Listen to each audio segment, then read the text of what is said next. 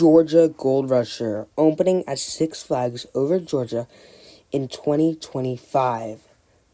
This Ultra Surf model by Intamin is an awesome attraction, and don't let its small stats underestimate it for a great ride. Trust me, this is an awesome ride.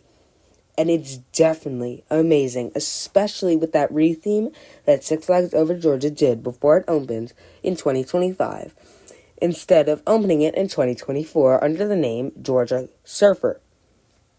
I definitely think this name fits the theme of the park and the area much more than it would Georgia Gold Rush, Georgia Surfer. Let's get into some stats.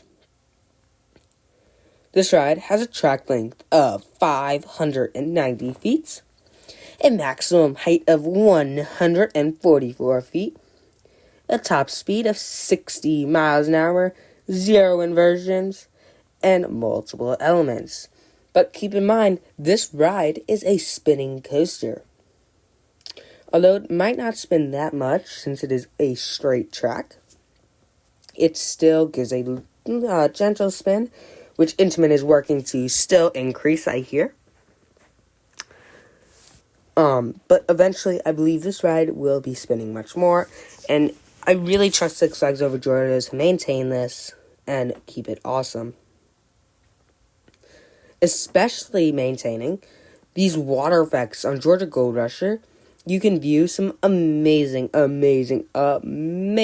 water effects, which I'm definitely glad they added, because these water effects definitely give a touch to the ride that you might not see on other rides. And it's also nice because they can operate this attraction at any point in the year because it does not get anyone wet. It's just an awesome view. Also around the Georgia Gold Rusher area, you can find tons of theming from waterfalls, rockwork, mine carts, and just some elaborate rocks and fencing that is amazingly placed.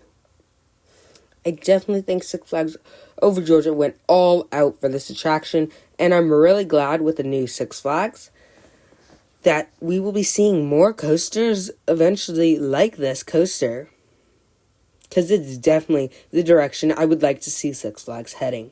Alright, let's get into the actual layouts. On Georgia Gold Rusher, you're first going to launch out of the station a little slowly. Then you're going to launch backwards a little slower. Then you're going to go into my favorite launch, the most punchy launch, because you're going to accelerate the quickest. So it's definitely my favorite launch. You're going to go up about halfway up the spike. You're going to roll back into the water effects. I forgot to mention, you're going to go into the water effects, then roll back into the water effects. Once you roll back, you're going to go all the way up on the first spike. Then you're going to go back through the launch again. And then you will roll on up the spike through the water effects. And that's where you're going to reach your highest point in the ride, going all the way up the spike. And let me tell you, this ride does not disappoint. It goes all the way to the point you are hanging off this attraction. It's definitely awesome.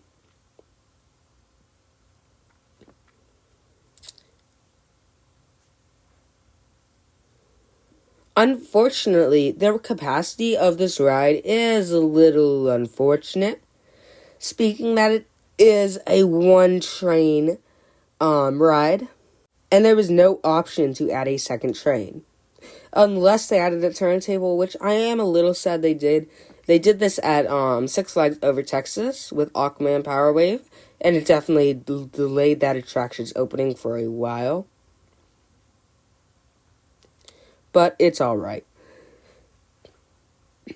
And especially, I was also surprised that they didn't add that much queue space to this attraction, even though it's a small capacity ride. But what are my overall thoughts? Was this the right attraction for Six Flags Over Georgia? No. I do not think so. But that does not mean it's a bad attraction in any way, shape, or form. And I'm really glad they got this. But I really do hope they get something such as a B&M dive coaster or a Vekoma tilt coaster in the coming years, as I really think that it will help this park so much gain some attention, because it's also in a prime spot right outside of Atlanta, only about 10 minutes away. And they just ripped out their go-kart track, making an awesome plot of land for a B&M dive or a Vekoma tilt, such as Siren's Curse or even Wrath of Rakshasa. But overall, this is a great ride, and I hope to see more of these pop up at some of the smaller Six Flags parks, such as Valley Fair, or Michigan's Adventure, or even Carowinds, but I do not think it's going to go to Carowinds since it's so close. But it's definitely an awesome ride. It's a great filler ride. It's not too intense. It's a great introduction ride. So I really love this ride. It does so much for Six Flags Over Georgia, and I hope to see more attractions like it. Anyways, thank you for watching. Make sure to like, subscribe, and share. Make sure to check out my Patreon if you want some bonus content and a shout out at the end of my videos. But anyways, thank you for watching, and I'll see you on the next one.